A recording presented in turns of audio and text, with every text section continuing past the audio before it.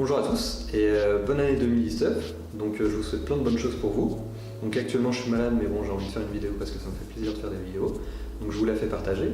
Donc dans cette vidéo je vais vous parler un peu plus de tout ce qui est expatriation et si c'est bien ou mauvais de faire une expatriation pour savoir si pour vous ça vous conviendra de faire une expatriation. Donc je vais vous raconter un peu ce que j'ai vécu, mes ressentis, mes points de vue et si c'était les bons côtés et les mauvais côtés de mon expatriation.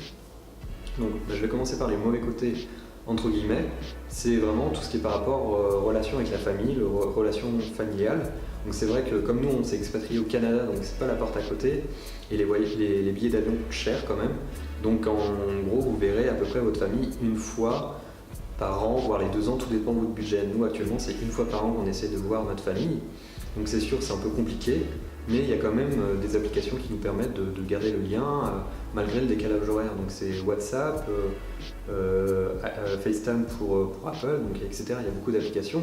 Après ce qui est un peu plus compliqué pour moi c'est plus garder contact avec les anciens. Par exemple mes grands-parents ils ne sont pas du tout adeptes à des nouvelles technologies et des applications. Donc c'est sûr, c'est un peu plus difficile de parler avec eux, de se renseigner avec eux, de savoir comment ils vont. Donc je le fais quand mes parents sont avec eux, on essaie de s'appeler assez régulièrement.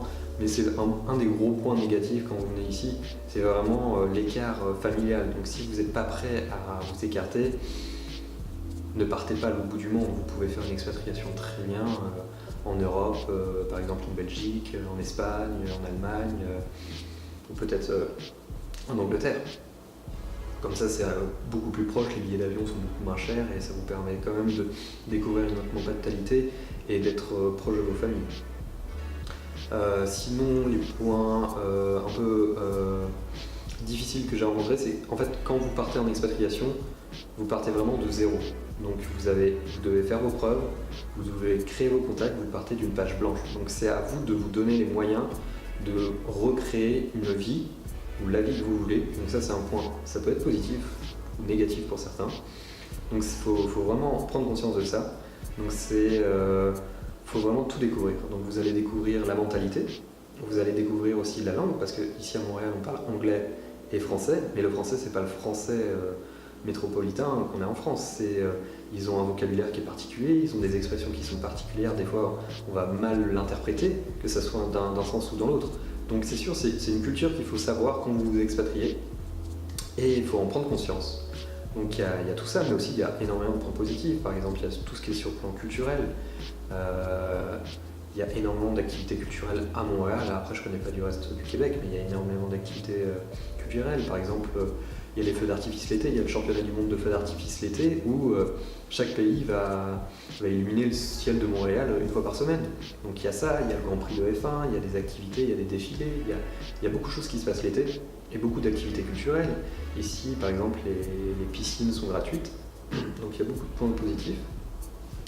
Il y a aussi quelques difficultés, je compare un peu à la France, donc là ça vient un peu dans ma tête, mais par exemple c'est sur le plan médical, donc c'est complètement différent de la France. Par exemple, ici, si vous êtes affilié à la sécurité sociale locale du Québec qui s'appelle la RAMQ, vous pouvez souscrire à un médecin de famille, vous pouvez avoir un médecin de famille, mais pour avoir un médecin de famille, vous devez vous mettre sur une liste d'attente, et des fois il y a 1 an d'attente avant d'avoir un médecin de famille. Donc vous pouvez quand même aller chez le médecin, mais chez le médecin où vous y allez, c'est un peu un service 24/24 où vous êtes reçu à la chaîne et chaque minute est comptée. Donc vous avez intérêt à faire une liste de toutes les pathologies que vous avez, ou tous les problèmes que vous avez, vous devez lui dire toute la liste. Par exemple, si vous venez juste en disant « Ah, j'ai la grippe, mais au final j'ai mal au ventre etc. ou plusieurs pathologies, vous avez un bobo en plus, bah, si vous dites au médecin que vous avez que la grippe, il ne va pas faire plus. Donc ça aussi, il faut le prendre en compte. Donc il y a ça, mais aussi, je vais repartir aussi sur le point positif. Les gros points positifs ici au Canada, c'est le travail. Vous pouvez trouver du travail vraiment partout. Faut montrer que vous êtes motivé. Il faut vraiment s'adapter au format. Par exemple, j'avais fait une vidéo précédente sur comment trouver un travail à Montréal, donc il faut vraiment s'adapter au format local, parce que c'est quand même une autre culture. Vous n'arrivez pas ici en tant que conquérant, mais vous proposez vos services, donc c'est à vous de vous donner les moyens, et vous pouvez trouver du travail très facilement. Par exemple, moi j'ai débuté dans l'hôtellerie, et dans l'hôtellerie, en un jour, vous avez du travail.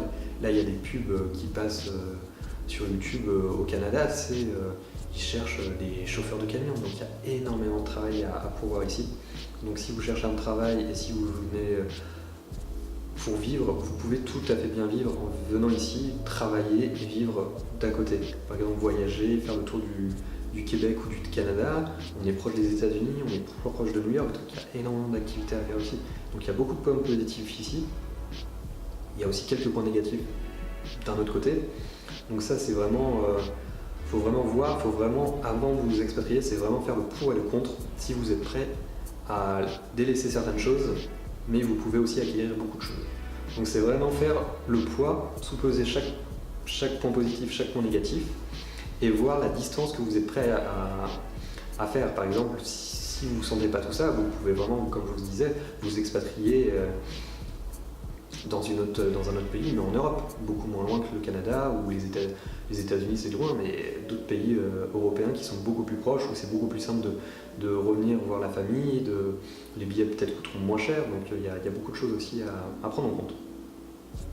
Donc voilà, donc j'espère cette vidéo, moi c'était les points de vue que j'avais notés pour l'expatriation, donc j'espère que ça vous a plu. Peut-être que je vous ferai peut-être une autre vidéo sur un peu les différents permis qu'on peut avoir ici, si c'est le travail d'études, les différents permis, quels sont les bons permis, tout dépend le temps que vous voulez rester, si vous voulez juste venir ici pendant un temps mais profiter aussi d'un côté, donc je vais peut-être vous raconter un peu ça dans une prochaine vidéo. Et puis voilà, donc bonne année encore 2019, portez-vous bien et à la prochaine, allez ciao.